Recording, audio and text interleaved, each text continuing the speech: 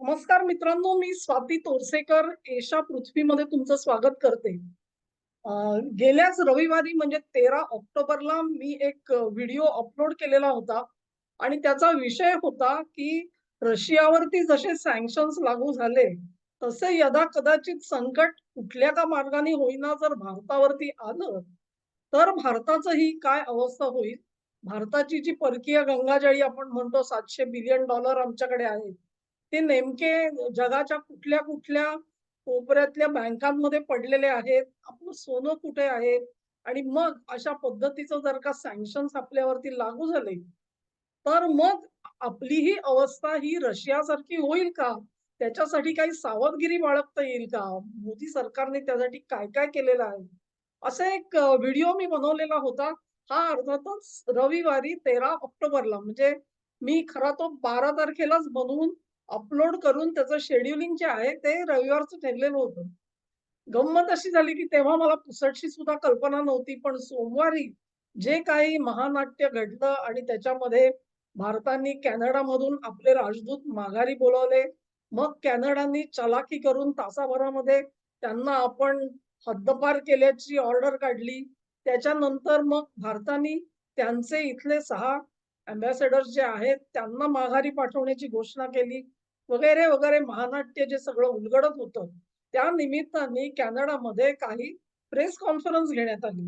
ही press conference जी आहे ती त्यांच्या सरकारी अधिकाऱ्यांतर्फे घेतली गेली होती. त्याच्यात 2 पोलीस अधिकाऱ्यांची एक वार्ताहर परिषद होती आणि दुसरी जी परिषद होती ती त्यांच्या मंत्रालयाकडून होती. आता या मंत्रालयाच्या ज्या बाईसाहेब आहेत त्यांना असं विचारलं गेलं, एका पत्रकाराने त्यांना विचारलं, की जर का भारत अशा प्रकारे दहशतवादी कृत्य करणाऱ्यांना बढावा देत असेल, त्याच्यामध्ये त्यांचा जर का सहभाग असेल, ते सुद्धा त्यांच्या राजदूत निवासामधल्या महत्त्वाच्या अधिकाऱ्यांचा जर का सहभाग आहे असं तुमच्याकडे पुरावे आहेत असं तुम्ही म्हणता, तर मग तुम्ही भारतावरती आर्थिक निर्बंध लागू करणार का? ह्या प्रश्नाला उत्तर देताना या बाईसाहेब असं म्हणाल्या, की ही जी बाब जी आहे, ती पहिली गोष्ट तुम्ही लक्षात घ्या, की एखाद्या देशाचे राजदूत यांची हकालपट्टी करणं ही फार मोठी गोष्ट आहे. त्यामुळे आम्ही हे ऑलरेडी एस्केलेट केलेलं आहे. परंतु हीच जी हा मामला जो आहे, हा आम्ही G7 जे सगळे देश आहेत त्यांच्यासमोर आणि 5 आय ज्याला म्हणतात, त्या देशांसमोर हा मामला आम्ही घेऊन जाणार आहोत. त्यांना ते समजावून सांगणार आहोत आणि इथून पुढे कुठलीही कारवाई जी असेल, ती त्यांच्याशी बोलणी केल्यानंतर आम्ही करत जाऊ. परंतु अमुक एक पर्याय हा टेबलवर नाही, असं मी अजिबात सांगत नाही. याचाच अर्थ असा बाईसाहेबांनी हे सूचित केलं, की वेळ येईल आणि आवश्यक वाटेल त्यावेळेला कॅनडा भारतावरती आर्थिक निर्बंध लागू करेल.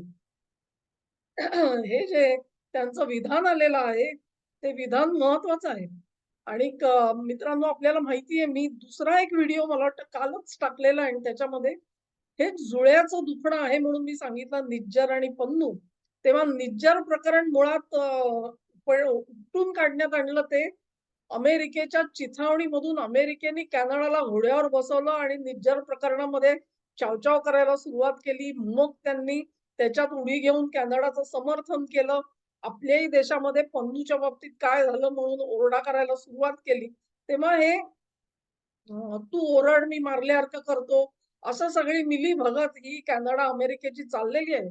तेव्हा जर का अशा पद्धतीने कॅनडानी ह्या कारवाया केल्या असतील आणि राजदूतामधल्या प्रमुख अधिकाऱ्यांच्या विरोधामध्ये जर का खटले भरले असतील आणि त्या कोर्टाकडून त्याची आता दखल घेतली गेली असं सांगत असतील ते, तर ह्याच पद्धतीची पावलं अमेरिकाही टाकणार नाही, याची आपल्याला कोणतीही हमी देता येत नाही. तेव्हा अशा पद्धतीचे आर्थिक सँक्शन्स हा पर्याय आमच्या टेबलवर नाही, असं नाहीये. टेबलवरती आहे तो पर्याय.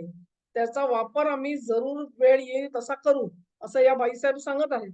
तेव्हा त्या जर का सांगत असतील, तर ह्याचाच अर्थ अमेरिकेने सुद्धा अशी तयारी, मानसिक तयारी असेल किंवा इतर प्लॅनिंग असेल, हे कदाचित करून ठेवलं असेल तुम्हा आणि मला सांगता येत नाही त्याचं वेळापत्रक काय आहे ते. आणि म्हणून तुम्ही असं म्हणाल, की हे असं काय होतं का कधी अमुक-तमुक वगैरे, तर तसं नसतं मित्रांनो.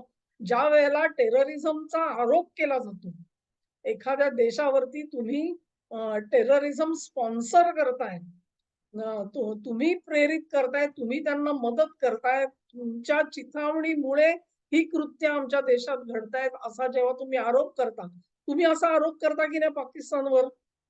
बरोबर आहे ना? आणि मग अशाच पद्धतीचे आरोप ज्यावेळी कॅनडा किंवा अमेरिका तुमच्यावर करते आहे, त्यावेळी त्यांच्या देशामध्ये हे जर का त्याला काय म्हणतात तुम्ही औपचारिकरित्या जर का असे आरोप सरकारकडून ठेवले गेले, तर त्यांच्या कायद्यामध्ये काही तरतुदी आहेत, की टेररिझम स्पॉन्सर करणारा जो देश आहे त्याच्यावरती आर्थिक निर्बंध हे ताबडतोबीने लागू होतात.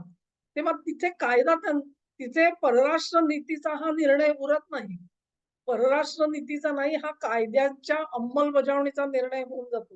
तुम्हाला आठवण देते, की ज्यावेळेला अ, अटल बिहारी वाजपेयी सत्तेवर आले आणि त्यांनी 13 दिवसात पहिला अणुस्फोट घडवून आणला. त्यावेळेला भारतावरती सँक्शन्स ऑटोमॅटिकली लागू झाली, कारण तिथला कायदा तसा आहे. अशीच सँक्शन्स त्यावेळी पाकिस्तानवरही लागू झाली, कारण 15 दिवसांनी त्यांनी सुद्धा अणुस्फोट केलेला होता. तेव्हा अशी ज्यावेळेला आर्थिक निर्बंध लागू होतात, त्यावेळेला ही बाब जी आहे ही हास्यास्पद नसते किंवा कुठली तरी काल्पनिक गोष्ट नाही हे तुमच्या लक्षात यावं म्हणून हा व्हिडिओ करते आहे. तुम्ही मूळ व्हिडिओ पाहिला आहे की नाही मला कल्पना नाही. परंतु ह्या व्हिडिओला जोडून तो व्हिडिओ पुन्हा एकदा टाकते आहे आणि तुम्हा सगळ्यांना नम्र विनंती आहे, की तो अतिशय लक्षपूर्वक आपण बघावा. धन्यवाद. नमस्कार मित्रांनो, मी स्वाती तोरसेकर एशा पृथ्वीमध्ये तुमचं स्वागत करते. आजचा विषय जो आहे तो थोडासा दुरस्त तुम्हाला वाटेल, पण तो आपल्या ही संपूर्ण जीवनाला स्पर्श करणारा विषय आहे. आणि त्याच्यामध्ये रशियावरती जे सँक्शन्स लावले गेले, आर्थिक निर्बंध लावले गेले, त्याच्यामधून रशियाला जी ठेच लागलेली आहे, ती ठेच जी आहे ती संपूर्ण जगामध्ये एक संदेश घेऊन गेली आणि ज्याला शिकायचंय त्याला एक धडा सुद्धा शिकवून गेलेली आहे. आता हा सगळा विषय जो आहे तो थोडासा आपण विस्तारपूर्वक बघूया तर आपल्याला रशियाला ठेच लागली म्हणजे काय लागलं आणि इतरांनी त्याच्यामधून काय धडा शिकायचा आहे ते लक्षात येईल. आपल्याला माहिती आहे की बायडेन सरकार ज्यावेळी सत्तेवर आलं त्याच्यानंतर पद्धतशीरपणे एकच एक प्रचार केला जाऊ लागला की युक्रेनला आम्ही नेटोचे सभासद करून घेतो आणि नेटोचा आम्हाला विस्तार करायचा आहे. गंमत अशी आहे, की जेव्हा सोव्हिएट रशियाचं विघटन झालं, त्याच्यानंतर त्यांनी युक्रेनला सुद्धा मान्यता दिली. त्यावेळेला युक्रेनबद्दल एक सांगितलं गेलेलं होतं, की युक्रेननी आपल्याकडची सगळी अण्वस्त्र जी आहेत, ती नष्ट करावीत आणि त्यांनी नेटोचा मेंबर होऊ नये कधी, ह्या 2 अटींवरती रशियानी काही समझोते केलेले होते. आता ह्या सगळ्या प्रकाराच्या विरोधामध्ये जाऊन आम्ही त्याला नेटोचा सभासद बनवणार हे जे चिथावणीखोर वक्तव्य दिली जात होती, त्याच्यातून फूस मिळाल्यासारखं रशियाचे व्लादिमीर पुतिन यांनी युक्रेनवरती आक्रमण सुरू केलं. आता तुम्ही असं म्हणाल, की त्यांनी एक चूक केली तर पुतिननी कशाला केली? मी पूर्णपणे सहमत आहे तुमच्याशी. अगदी पंतप्रधान मोदी देखील हेच सांगतात, कुठल्याही परिस्थितीमध्ये हा काळ असा नाही, की तुम्ही युद्ध सुरू करावं. तेव्हा त्या मताशी मी सहमत आहे.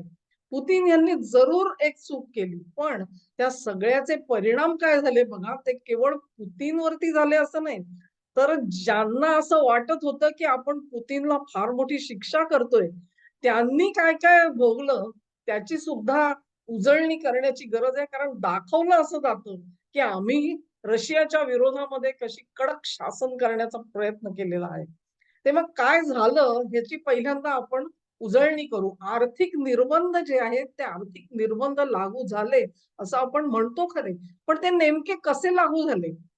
गंमत अशी आहे, की आजपर्यंत आर्थिक निर्बंध जेव्हा केले जात होते त्यावेळेला 2 देशांमध्ये कुठल्या गोष्टींसाठी व्यापार व्हावा, होऊ नये, अशा पद्धतीने म्हणजे एक युरोपानी ही गोष्ट रशियाकडून विकत घ्यावी का नाही?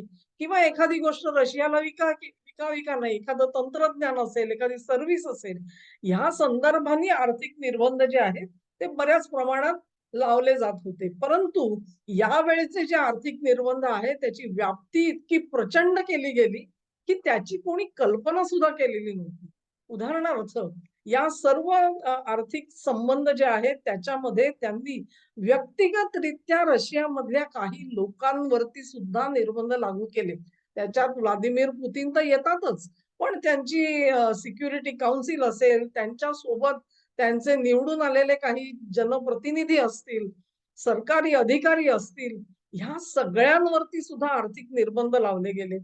त्याचबरोबर रशियामधले जे मोठे-मोठे उद्योगपती होते, त्यांच्यावरती खाजगीरित्या निर्बंध लावले गेले. रशियाच्या बँकांवरती निर्बंध लावले गेले. त्यांच्या कंपन्यांवरती निर्बंध लावले गेले. आता तुम्ही म्हणाल, की हे सगळं तर ठीक आहे, हे तर आम्ही ऐकलेलं आहे. तसं नाहीये. त्याची जी व्याप्ती आहे, त्या व्याप्तीची आपण कल्पना नाही करू शकत. उदाहरणार्थ व्लादिमीर पुतिन असतील किंवा मी ज्या व्यक्तींची एक लिस्ट तुम्हाला सांगितली, यादी सांगितली, त्या सगळ्यांचे परकीय बँकांमध्ये जर काही पैसे ठेवलेले असतील, तर ते पैसे जप्त करण्यात आले. लक्षात घ्या. त्यांच्या परदेशामध्ये ज्या काही खाजगी प्रॉपर्टीज होत्या, त्या खाजगी प्रॉपर्टी सुद्धा जप्त केल्या गेल्या. खाजगी व्यक्तींच्या खाजगी प्रॉपर्टीज वरती निर्बंध लागणं, ह्याच्या इतकी कडक कारवाई असू शकत नाही असं मला वाटतं. ही कारवाई जी आहे ती केवळ पुतीन आणि त्यांचे जवळचे सहकारी किंवा नियुक्त प्रतिनिधी असतील, लोकांनी निवडून दिलेले प्रतिनिधी असतील ह्याच्यापुरती मर्यादित राहिली नाही. तर रशियाचे उद्योगपती त्याच्यामध्ये सामील करण्यात आले. म्हणजे जे उद्योगपती हे पुतीन सोबत आर्थिक सहकार दाखवत आहेत, त्या सर्वांना सुद्धा ह्या सगळ्याला तोंड द्यावं लागलं. त्यांचे सुद्धा खाजगी ज्या त्यांचे पैसे असतील परकीय बँकांमध्ये ते गोठवले गेले. त्यांच्या प्रॉपर्टी जप्त झाल्या. एवढे सगळे दाखवल्यानंतर तुम्ही काय केलं तर एवढ्या सगळ्या लोकांना घट्टपणे पुतीनच्या गटामध्ये ढकलून दिलं. ज्यांच्याकडून कदाचित तुम्हाला असं आपण म्हणू शकतो, की त्यांना फोडून तुम्हाला पुतीनची राजवट जी आहे, ती खिळखिळी करता आली असती. परंतु तसं न करता ह्या सगळ्या लोकांना तुम्ही पुतीनचे मित्र बनवून टाकलेत, ह्या सगळ्या ॲक्शन्स मधून. आता या सगळ्याचा इम्पॅक्ट काय आहे लक्षात घ्या, की रशियन बँका ज्या आहेत, रशियन बँका सुद्धा ह्याच्यामध्ये सामील झाल्या. रशियन बँकांवर सुद्धा आर्थिक निर्बंध आले. ह्या बँकांनी परकीय बँकांमध्ये आपले पैसे ठेवलेले होते. सर्व बँका करतात. भारताच्या सुद्धा अनेक बँका ज्या आहेत, त्यांच्या जगभर शाखा असतात आणि तिथे भारताचे काही पैसे ठेवलेले असतात. ते कशासाठी ठेवले जातात? तर स्थानिक पातळीवरती जे काही आर्थिक व्यवहार करायचे असतात, ते व्यवहार त्या पैशामधून केले जातात. अशा तऱ्हेने रशियन बँकांनी ठेवलेले जवळ-जवळ $250 बिलियन हे गोठवले गेले. आणि मी जी खाजगी तुम्हाला जी सांगितली गोष्ट, त्याचा हिशोब तर जवळ-जवळ $25 बिलियन एवढा आहे. $25 बिलियन चा अर्थ असा 2,500 कोटी बिलियन कोटी डॉलर्स. आणि जे $250 बिलियन सांगितले त्याच्यावर आणखी 2 शून्य ठेवा म्हणजे $25,000 कोटी हे गुंतवले गेले. आता या प्रकारे जर का एखाद्या देशावरती निर्बंध लागू झाले, तर त्यांच्या हातातला पैसा गेला आणि तुमच्यापैकी जे कदाचित आर्थिक व्यवहार करत असतील, मोठमोठ्या पदांवरती जर तुम्ही काम केलं असेल, अगदी साध्या घरामध्ये सुद्धा तुम्हाला असं कळतं, की तुम्ही बाबा तुमच्या बँकेमध्ये पैसे ठेवलेले आहेत. तुम्ही दर महिन्याला बँकेत जाता, थोडेफार पैसे काढून आणता आणि त्या खर्चामध्ये तुम्ही तुमचा घरखर्च चालवत असता. बँका सुद्धा काय करतात? साधारणपणे तेच काम करत असतात. तुमच्या हातातून जर का तुम्हाला कोणी सांगितलं बँकेमध्ये तुमचा पैसा आहे, पण तो तुम्हाला काढता येणार नाही, तो गोठवला गेलेला आहे, तर तुम्हाला काय वाटेल? तुम्हाला वाटेलच ना, की मी हा घरखर्च आता चालवू कसा? पण पैसे तर माझे तिथे आहेत. ठीक आहे, तुम्ही जर का 10 बँकांमध्ये ते विभागून ठेवले असतील, तर ठीक आहे, एक बँक नाही, मी दुसऱ्या बँकेतून काढीन म्हणून तुम्हाला थोडा दिलासा असेल. तसा ह्या देशाच्या ज्या बँका आहेत, त्यांना दिलासा तर थोडा असणारच. पण एवढ्या मोठ्या प्रमाणावरती जेव्हा तुम्ही संपत्ती गोठवता, तेव्हा कुठे ना कुठे त्याचा चिमटा तर बसतोच मित्रांनो. आणि तो चिमटा रशियाने भोगला. त्याच्यामधून ते बाहेर पडले कसे ती एक वेगळी कथा आहे. पण हा जेव्हा चिमटा त्यांना लागू झाला, त्यावेळेला त्यांची मनस्थिती काय झाली असेल, ह्याचा थोडा विचार करा. गंमत अशी आहे, की आज आपण खूप मोठ्या अभिमानाने म्हणतो, की भारताचे $700 बिलियन ही गंगाजळी आमच्याकडे आहे. बरोबर आहे ना? असेच जर का अशीच रशिया त्यावेळी म्हणत असेल, की आमची गंगाजळी ही एवढी-एवढी आहे. आता ती सगळी गंगाजळी काही परदेशात नसते. त्यातली थोडी आपल्या स्वतःच्या देशात असते. थोडे जे असतात पैसे ते बाहेरच्या देशामध्ये असतात. भारताचंही तेच असणार आहे. आजच्या घडीला माझ्याकडे ते नंबर्स नाहीत. जेव्हा मी तुम्हाला सांगू शकीन या $700 बिलियन पैकी किती पैसा हा परदेशी बँकांमध्ये भारताचा आहे आणि किती स्वदेशी बँकांमध्ये आहे. मला माफ करा त्याच्याबद्दल. परंतु तुम्हाला एक कल्पना येऊ शकेल रशियाच्या उदाहरणावरून, की कसे व्यवहार होत असतात आणि हा पैसा हातातून जर का अचानक गेला, तर त्या देशावरती काय आर्थिक संकट आलं असेल. हे जे आर्थिक निर्बंध जे लागू झाले ते तेवढ्यापुरतेच नाहीत. म्हणजे आहे ते पैसे गोठवले वगैरे, जप्त झाली प्रॉपर्टी सगळी आपण कल्पना करू शकतो. पण त्याच्यानंतर सुद्धा पुढे कुठलेही व्यवहार होऊ नयेत म्हणून रशियाच्या बँकांना दिलेले स्विफ्ट कोडचे जे होते ते सगळे रद्द करण्यात आले. आता एक लक्षात घ्या तुम्ही, की तुम्हाला तुमच्यापैकी कोणी हे व्यवहार केले असतील तर त्यांना माहिती असेल, की तुम्हाला भारतामधून समजा अमेरिकेत किंवा ब्रिटनमध्ये पैसे पाठवायचे असतील, तर तुम्हाला अमुक व्यक्तीला त्याचा अकाउंट नंबर एवढा आहे, त्याची बँक ही आहे, हे तुम्हाला जसं सांगावं लागतं आणि तुम्हाला सांगावं लागतं, की मला डॉलर पाठवायचेत, की पाउंड पाठवायचेत, हे तुम्ही सांगू शकता आणि मग ते त्याच बँकेमध्ये, त्याच अकाउंटमध्ये जावेत ह्याच्यासाठी एक कोड दिलेला असतो आणि तो कोड जो आहे तो तुम्ही एकदा टाकलात, की मग संपूर्ण स्विफ्ट प्रणाली जी आहे, ती प्रणाली हे पैसे तिथे ट्रान्सफर करत असते.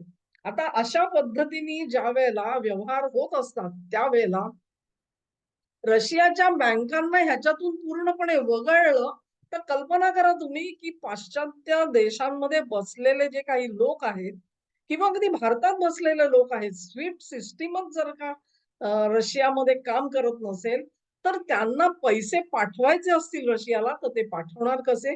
किंवा रशियामधून त्यांना आपले पैसे आणायचे असतील, तर ते आणणार कसे? ह्याचाच अर्थ काय? की रशियाशी कुठल्याही परिस्थितीमध्ये तुम्ही आर्थिक व्यवहार करू नका, मालाची खरेदी विक्री करू नका. कुठूनही एक्सपोर्ट, इम्पोर्ट, आयात-निर्यात ही रशियासोबत होता कामा नये, ह्याच्यासाठी इतके कडक निर्बंध लागू करण्यात आलेले होते. आणि ही बाब जी आहे ह्याच्यामधून रशियाला निश्चित क्षती पोहोचली, निश्चित नुकसान झालं. त्या नुकसानीमधून रशिया बाहेर कसा पडला ही एक वेगळी कथा असू शकते. पण एक लक्षात घ्या, की मला नेहमी आश्चर्य वाटतं, की बायडेन सरकारनी त्यांची संपूर्ण तुम्ही कारकीर्द बघितली, तर त्या कारकिर्दीमध्ये त्यांनी ज्या काही कारवाया केल्यात ना, त्या कारवाईचा संपूर्ण जगामध्ये आपण संदेश काय देतोय, ह्याचा त्यांनी कधीतरी विचार केलाय का? हा मला प्रश्न पडतो. माझी सगळी जर का तुम्ही निवेदनं बघितली, तर तुमचा असा एक समज होण्याची शक्यता आहे, की मी बायडेन सरकारवरती ताशेरे झोडते. मी ताशेरे झोडते अशातला भाग नाहीये. हे सरकार जर का अमेरिकेचं सरकार असेल, तर त्या सरकारनी निदान अमेरिकेचं नुकसान होऊ नये, अशा पद्धतीने निर्णय घ्यावेत, ही अपेक्षा असते. आता ही अपेक्षा सुद्धा ते सरकार पूर्ण करणार नसेल, तर त्याच्यावर ताशेरे झोडायला लागतात. मी असं म्हणत नाही, की अमेरिकेने भारताचं नुकसान करू नये. अरे, पण किमान स्वतःचं तर नुकसान करून घेणार नाही तुम्ही. परंतु तेही झालेलं दिसत नाही. तुम्हाला हे खरं वाटणार नाही, परंतु मी तुम्हाला एक उदाहरण देते. बायडेन सरकार आल्यानंतर ट्रम्पच्या काळापासूनच तालिबानांसोबत काहीतरी वाटाघाटी चालू होत्या. अफगाणिस्तानची सत्ता जी आहे ती तालिबानांच्या हाती देण्यासाठी टर्म्स, कंडिशन्स काय असाव्यात, अटी काय असाव्यात ह्याची चर्चा 2, 3, 4 वर्ष चाललेली होती जवळ-जवळ ट्रम्प यांच्या काळापासून. आणि मग अचानक एक दिवस बायडेन सरकारने ठरवलं, की आपण अफगाणिस्तानमधून बाहेर पडायचं आणि अचानक तालिबानांच्या हाती म्हणजे त्याला प्री प्लॅन्ड म्हणतात. काहीतरी एक पूर्व नियोजन करून तुम्ही त्या देशातून बाहेर पडलात, तर अमेरिकेचं नुकसान कमी होतंय. परंतु त्याचा कसलाही विचार न करता एक काहीतरी तारीख ठरवली गेली आणि सैन्य माघारी बोलावलं गेलं. या सगळ्या प्रकारामध्ये तिथे अमेरिकन नागरिक जसे अडकून पडले तसेच अमेरिकेचे कंत्राटदार अडकून पडले. त्यांच्या सोबत काम करणारे अमेरिकन नागरिक अडकून पडले. ह्याच्यावरच गोष्ट म्हणजे त्यांनी स्वतःचा स्वतः जीव वाचवा आणि अमेरिकेला परत या. अमेरिकन सरकारने त्यांची कुठलीही जबाबदारी घेतली नाही लक्षात घ्या.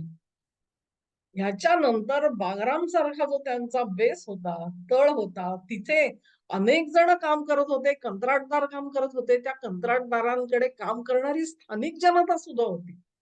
आता अमेरिकेशी सहयोग करणारे अफगाणी लोक जे आहेत ते तालिबानांचे उपजत शत्रू असतात. लक्षात घ्या. तालिबान सत्तेवर आले तर ते या सगळ्यांचा खात्मा करतील हे काय अमेरिकेला माहिती नव्हतं असं नाहीये. पण बागराम मधून बाहेर पडत असताना अमेरिकेने इतकी पण काळजी घेतली नाही की तिथे असलेले बायोमेट्रिक्सचे रेकॉर्ड आहेत ते रेकॉर्ड त्यांनी तसेच्या तसे ठेवले.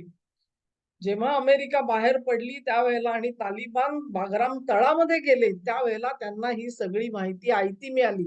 म्हणजे उदाहरणार्थ तुम्ही कल्पना करा की अफगाणिस्तानच्या एखाद्या गावामधला एक माणूस हा तिथे कर्मचारी म्हणून काम करत असेल तर त्यांनी अमेरिकेसोबत सहकार्य केलं म्हणून त्याचं नाव त्यांना माहिती झालं, त्याचा पत्ता माहिती झाला आणि त्यांनी समजा असा दावा केला की हा माणूस मी नाही तर त्याचे बायोमेट्रिक सुद्धा तालिबानांना मिळाली. म्हणजे तो कुठलंही खोटं बोलू शकणार नाही.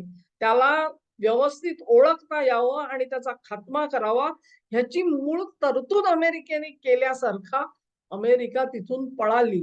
ह्या सगळ्याला तुम्ही विश्वसनीयता म्हणाल का? जी माणसं 20 वर्ष तुमच्या खांद्याला खांदा लढवून त्या देशामध्ये काहीतरी शांती आणि एक सुख शांती यावी म्हणून तुमच्या सोबत उभी राहिली त्यांचा तुम्ही विश्वासघात केलात आणि तुम्ही पळालात. काय संदेश मिळाला ह्याच्यामधून बायडेनसाठी? बायडेन सरकारनी जगाला संदेश काय दिला की अमेरिका हे विश्वसनीय पात्र नाही. ही जी गोष्ट आहे ती वारंवार घडत आलेली आहे. आज युक्रेन सुद्धा लढतोय. का रडतोय? कारण युक्रेनला ते युद्ध लढायचं तर पैसा पाहिजे. अमेरिका पैसा सोडायला तयार नाही. आता त्यांना ते युक्रेन युद्ध नकोसं झालेलं आहे. तेव्हा कुठूनही काहीतरी करा आणि त्याच्यामध्ये समझोता तयार करा. दोन्ही पक्षांना एकत्र बसवा आणि काहीतरी अटी मान्य करा. अशा मनोवस्थेमध्ये अमेरिका आली कारण त्यांना आता युक्रेन युद्धात रस नाही. त्यांना मध्य पूर्वेच्या युद्धामध्ये रस तयार झालेला आहे. तेव्हा युक्रेनला त्यांनी वाऱ्यावर सोडून दिलेलं आहे. ज्यांच्या शब्दासाठी झेलेन्स्की यांनी आपला चिमुकला देश हा युद्धाच्या खाईत लोटला. आज त्यांच्या मनामध्ये काय विचार असतील आणि ते झेलेन्स्की सोडून द्या हो. सामान्य युक्रेनी माणसाला काय वाटत असेल ह्याची थोडी कल्पना करून बघा मित्रांनो. तेव्हा आपण आपली विश्वसनीयता ही सर्वात मोठी गोष्ट असते आणि ती जेव्हा तुम्ही गमावून बसता त्यावेळेला तुम्ही जगामध्ये काय गमावून बसलात ह्याची तुम्हाला कल्पना येत नसते. ज्या पद्धतीमध्ये तुम्ही रशियाचे एका सरकारचे पैसे गोठवता, त्यांच्या खाजगी व्यक्तींचे पैसे गोठवता, त्यांच्या प्रॉपर्टीज गोठवता, या सगळ्यातून तुम्ही संदेश काय दिलाय जगामध्ये? आज संपूर्ण जगामध्ये एक देश असा नसेल की ज्याचा रशिया सोडून अर्थात की ज्याचा पैसा हा अमेरिकेच्या बँकांमध्ये नसेल, पाश्चात्यांच्या बँकांमध्ये नसेल, त्यांच्या खाजगी लोकांचा पैसा असेल, त्यांच्या उद्योगपतींचा पैसा असेल, कंपन्यांचा पैसा असेल, तिथे त्यांच्या प्रॉपर्टीज असतील. कुठलाही देश ह्याला अपवाद नसेल मित्रांनो. पण त्यांना तुम्ही संदेश काय दिला की तुम्ही जर का आमच्याशी शत्रुत्व केलं तर हे सगळी संपत्ती तुम्ही आज जरूर म्हणाल, भारत जरूर म्हणेल 700 बिलियन डॉलर आमची गंगाजळी आहे. पण जी भारताच्या बँकांमध्ये आहे तेवढीच सुरक्षित आहे. ही धाकधूक जी आहे ती भारताच्या मनात राहणार नाही का मित्रांनो? तुम्ही जेव्हा म्हणता की मी माझा मित्र आणि शत्रू ह्याच्यामध्ये तुम्ही फरक काय केलात हा प्रश्न येतो. कारण तुम्ही शत्रूशी जसे वागता ना त्याच्यातून मित्र सुद्धा बोध घेत असतात. आणि मग ज्या पद्धतीमध्ये रशियाची गंगाजळी अशा पद्धतीने जप्त झाली तशीच अवस्था जर का मोदी सरकारवर आली तर आपल्याला काय करावं लागेल ह्याचा थोडा विचार करा. कारण ती जर का पाळी आली आर्थिक निर्बंध भारतावर सुद्धा लागू झाले तर देशोदेशी बसलेले जे अनिवासी भारतीय आहेत ना, तुम्हाला एक आठवण करून देते, ज्या वेळेला अणुस्फोट केला वाजपेयी सरकारनी आणि आपली हीच परिस्थिती होती, परकीय गंगाजळ कमी होतं त्यावेळेला अनिवासी भारतीयांनी भरपूर पैसा मायदेशी पाठवला आणि सरकारच्या हातामध्ये परकीय गंगाजळी आणून ठेवली. ते का शक्य झालं? कारण भारतीय बँका त्यावेळेला स्विफ्ट कोडच्या प्रणालीमध्ये होत्या, त्यातून त्यांना वगळलेलं नव्हतं. उद्या जर का तुमच्यावरती अशी पाळी आली, की असे आर्थिक निर्बंध लागू झाले, तुम्हालाही स्विफ्ट प्रणालीतून बाहेर केलं, तर बाहेर बसलेले अनिवासी भारतीय सुद्धा तुम्हाला मदत करू शकणार नाही आणि मग तुम्हाला जी आर्थिक चणचण भासायला लागेल, त्याचं काय करायचं ह्याचा विचार करा. तेव्हा हा जो एकंदरीत बायडन सरकारचा जो प्रवास आहे, की आपलीच विश्वासार्हता आपणच खड्ड्यात घालायची, ह्याच्यामधून त्यांना काय मिळवायचं असेल आणि त्यांचं काय ध्येय होतं ह्याच्यावरती विचार करणं अशक्य आहे. परंतु भारताने रशियाला जी ठेच लागली त्याच्यातून भारत शिकला. केवळ भारत शिकला नाही, तर संपूर्ण जगामधले सगळे देश शिकलेले आहेत. आणि मग ह्या सगळ्या परिस्थितीमध्ये भारत काय करतो ह्याच्याकडे आज संपूर्ण ग्लोबल साऊथचं लक्ष का लागलेलं आहे, ह्याचं तुम्हाला उत्तर मिळेल. कारण त्यांना संपूर्ण जगामध्ये विश्वास कोणावर टाकायचा हे आज कळत नाहीये. लक्षात घ्या तुम्ही, की तुम्ही जेव्हा एखाद्या समाजामध्ये राहत असता, त्यावेळी तुम्हाला घराच्या बाहेरचे तुमचे मित्र काही सांगत असतात. तुमचे शिक्षक असतील ते काही सांगत असतात. तुमचे काही वरिष्ठ असतील ते काही सांगत असतात. पण ते सगळं जे सांगतात, ते तुम्ही ज्यावेळी तुमच्या आई-वडिलांशी किंवा तुमच्या घरातल्या इतर परिवारामधल्या सभासदांशी बोलता, त्यांची मतं घेता, तेव्हा तुमच्यासाठी विश्वसनीय माणूस कोण असतो जास्त? तुमची रक्ताची नाती असतात, त्यांच्यावरती तुमचा जास्त भरोसा असेल. तुमचे आई-वडील जे सांगतील तो सल्ला तुम्हाला जास्त महत्त्वाचा वाटतो. का? कारण तुम्हाला माहिती असतं, की तुमच्या अहिताचं काही ते सांगणार नाही. हा जो विश्वास तयार झालेला असतो, तो खूप मोठा असतो.